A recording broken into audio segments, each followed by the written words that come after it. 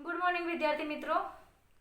Chapter number 9 11 Gujarati medium subject है economics. Chapter number 9 राष्ट्रीय आवक नेशनल इनकम। આજથી આપણે નવું ચેપ્ટર શરૂ કરવા જઈ રહ્યા છે।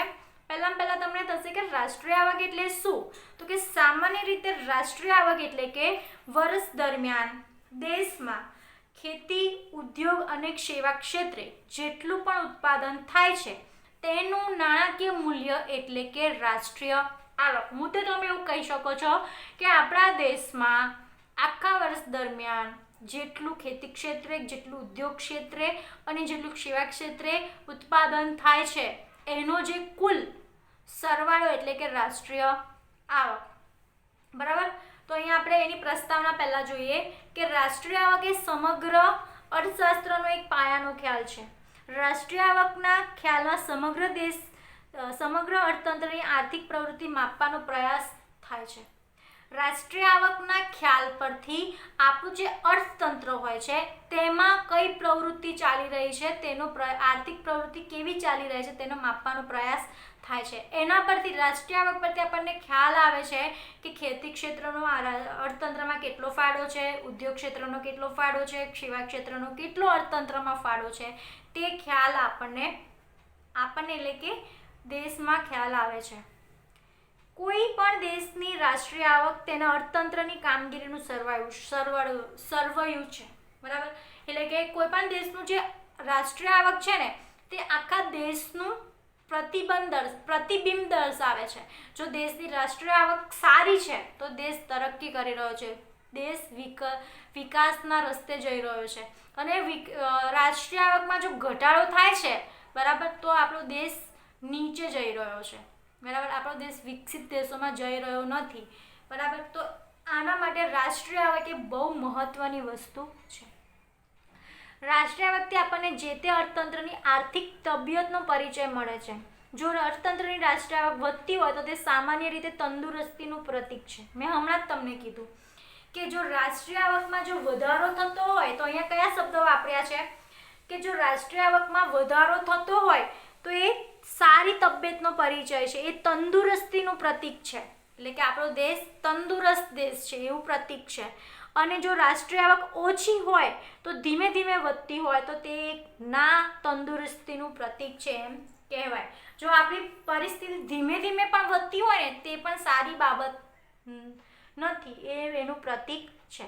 ટૂંકમાં કોઈ પણ દેશની આર્થિક સમૃદ્ધિ માપદંડ તરીકે રાષ્ટ્રીય આવકનો ઉપયોગ થાય છે। મેં તમને કીધું ને હમણાં જ કે કોઈ પણ દેશનું પ્રતિબિંબ છે રાષ્ટ્રીય આવક, કે એ દેશ કેટલા પ્રગતિના માર્ગે છે, બરાબર, અને એની કેટલી વેલ્યુ રાખવી, બરાબર, એનું એક પ્રતિબિંબ દર્શાવે છે રાષ્ટ્રીય આવક। એક માપદંડ છે, સમૃદ્ધિનો માપદંડ છે।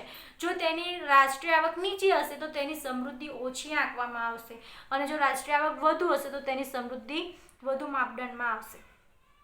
સામાન્ય રીતે કોઈ પણ દેશમાં વર્ષ દરમિયાન પોતાની મૂડી, શ્રમ, કુદરતી સંપત્તિનો ઉપયોગ કરી અંતિમ વસ્તુ અને સેવાનું ઉત્પાદન તેને બજાર મૂલ્યને રાષ્ટ્રીય આવક કહેવામાં આવે છે।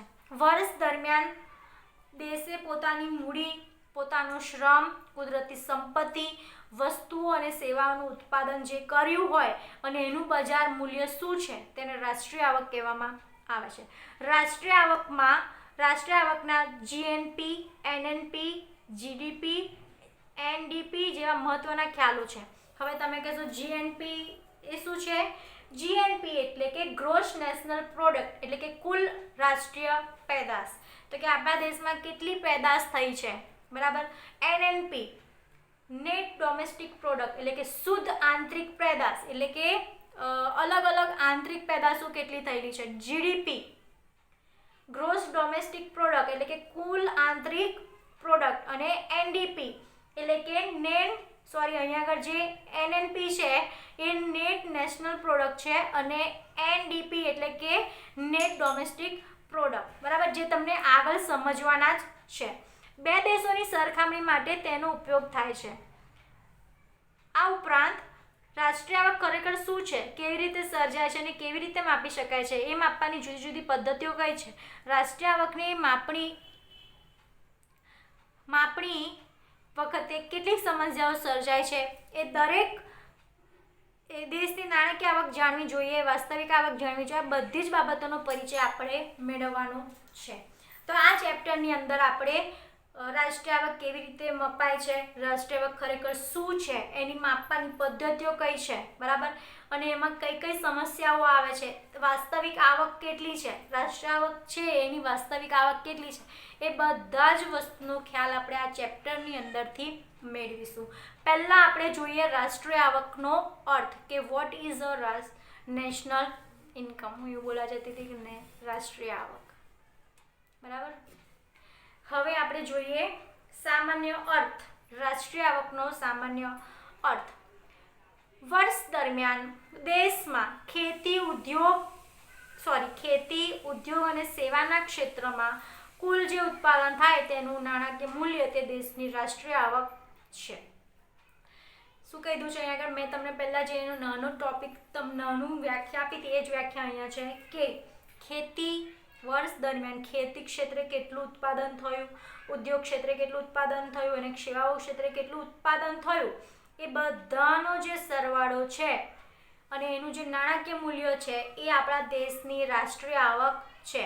જ્યારે કહીએ છીએ ભારતની રાષ્ટ્રીય આવક 128 લાખ કરોડ રૂપિયા છે, તેનો અર્થ થાય છે કે ખેતી, ઉદ્યોગ અને સેવાના ક્ષેત્રમાં એક વર્ષ દરમિયાન 128 લાખ રૂપિયાની ચીજ વસ્તુઓ, સેવાનું ઉત્પાદન થયું. આપણે એવું નહીં કહેતા કે 128 લાખ કરોડની રાષ્ટ્રીય આવક છે, તો એનો મતલબ શું થાય છે કે આપણે આખા વર્ષ દરમિયાન ખેતી, ઉદ્યોગ અને સેવા ક્ષેત્રે 128 લાખ કરોડનું ઉત્પાદન કર્યું છે એવું કહેવામાં આવે છે. તેને રાષ્ટ્રીય, અને એ શું છે? આપણા દેશની રાષ્ટ્રીય આવક છે. આલ્ફ્રેડ માર્શલ ઉત્પાદન આધારિત કઈ વ્યાખ્યા આપેલી છે રાષ્ટ્રીય આવકની એ જોવાની છે. વર્ષ દરમિયાન દેશના શ્રમ અને મૂડીનો કુદરતી સંપત્તિ સાથે સંયોગ થવાથી જે ભૌતિક અને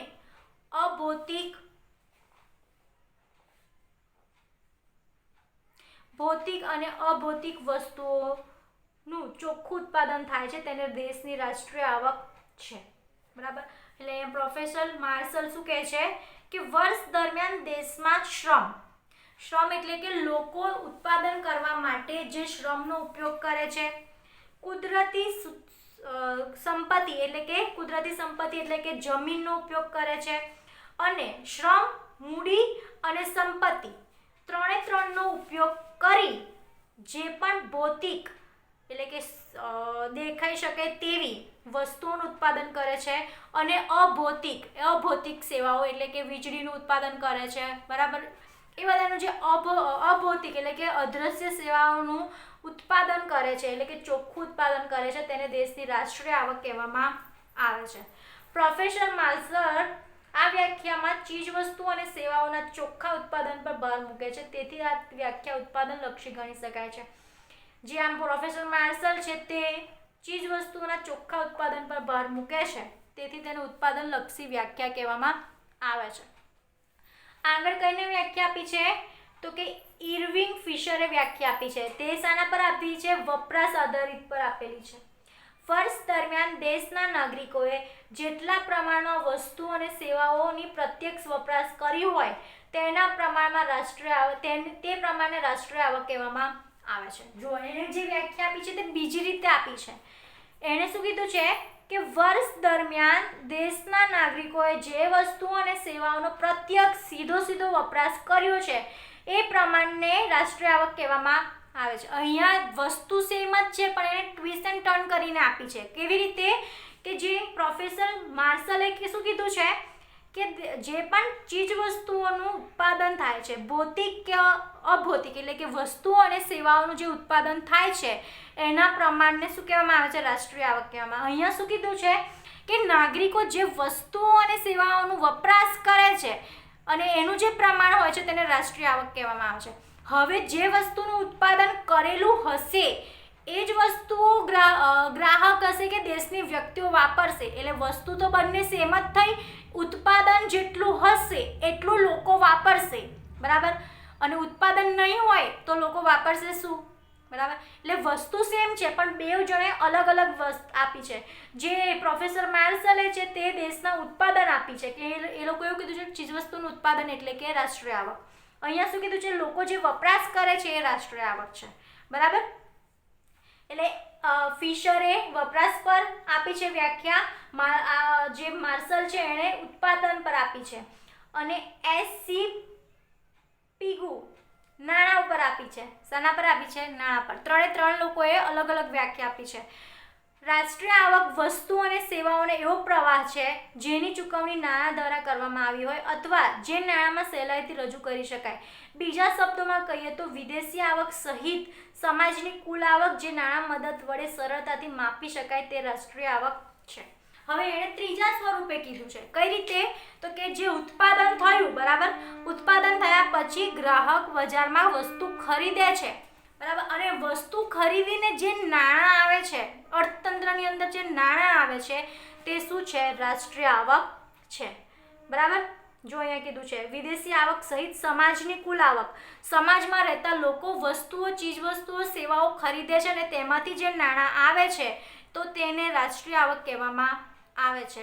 તો જે પીગુ છે તેને નાણાં પર ભાર મૂક્યો છે, ફિશર છે તેણે વપરાશ પર ભાર મૂક્યો છે, અને જે આલ્ફ્રેડ માર્શલ છે તેણે ઉત્પાદન પર ભાર મૂક્યો છે. હવે વિવિધ વ્યાખ્યા પરના તારણો શું નીકળ્યા છે એ જોઈએ આપણે. રાષ્ટ્રીય આવક એક વર્ષનો ચોક્કસ સમયગાળાના થયેલી આવકનું માપ છે. બરાબર. ત્રણ વસ્તુમાં સેમ વ્યાખ્યામાં શું લીધું છે? એક વર્ષનું માપણી કરવામાં આવે છે. એક વર્ષની ઉત્પાદન, એક વર્ષની વપરાશ ને એક વર્ષના નાણાં. બરાબર. ત્રણ વસ્તુ આ ત્રણ આપી છે પણ ચોક્કસ એમાં શું છે? એક વર્ષ. રાષ્ટ્રીય આવકમાં અંતિમ વસ્તુ અને સેવાઓ ધ્યાનમાં લેવામાં આવે છે. રાષ્ટ્રીય આવકમાં અંતિમ વસ્તુઓ કોને કહેવાય? કે જે વસ્તુઓ વપરાશ લાયક બની છે. કુદરતી સંપત્તિમાંથી તમને વસ્તુ મળે, કુદરતી વસ્તુ મળે, તેમાં પ્રોસેસ થાય, એમાં બધા જે પણ પ્રોસેસ કરવાની હોય થયા પછી જે વેચાણમાં છેલ્લે આવે છે ને એ અંતિમ વસ્તુ કહેવાય. બરાબર. તો કે વસ્તુ અને સેવાઓ ધ્યાનમાં લેવા છે. એટલે બીજો પોઈન્ટ આ યાદ રાખવાનો, પહેલો પોઈન્ટ આ યાદ રાખવાનો. અંતિમ વસ્તુ અને સેવાનું નાણાકીય મૂલ્ય એ રાષ્ટ્રીય આવક છે. ઘસારા બાદ કરી રાષ્ટ્રીય આવક ગણવામાં આવે છે. હવે ઘસારા બાદ કરીને એટલે કે આપણા દેશની અંદર આપણે જે વસ્તુનું ઉત્પાદન કરીએ છીએ એ ઉત્પાદન દરમિયાન આપણી કુદરતી સંપત્તિ કેટલી વપરાઈ, એને કેટલો ઘસારો પહોંચ્યો, આપણા યંત્રોને કેટલો ઘસારો પહોંચ્યો, આપણે જે વસ્તુનું પેદાશ કરી રહ્યા છીએ એમાં કેટલો ઘસારો લાગ્યો, એ બધો ઘસારો પહેલાં બાદ કરવામાં આવે છે અને પછી રાષ્ટ્રીય આવક ગણવામાં આવે છે. વસ્તુ અને સેવાનું ઉત્પાદન અથવા વપરાશ થવી જોઈએ, અને જે પણ વસ્તુઓ છે એ વસ્તુનું ઉત્પાદન અને વપરાશ થવું જોઈએ તો રાષ્ટ્રીય આવકમાં ગણવામાં આવશે. બરાબર. તો આપણે અહીંયા આગળ રાષ્ટ્રીય આવકની વ્યાખ્યાઓ જોઈ અને તેનો અર્થ સમજ્યા અને રાષ્ટ્રીય આવકની પ્રસ્તાવના જોઈ. હવે નેક્સ્ટ લેક્ચરમાં આપણે રાષ્ટ્રીય આવક અને રાષ્ટ્રીય પેદાશ શું છે એ જોઈશું.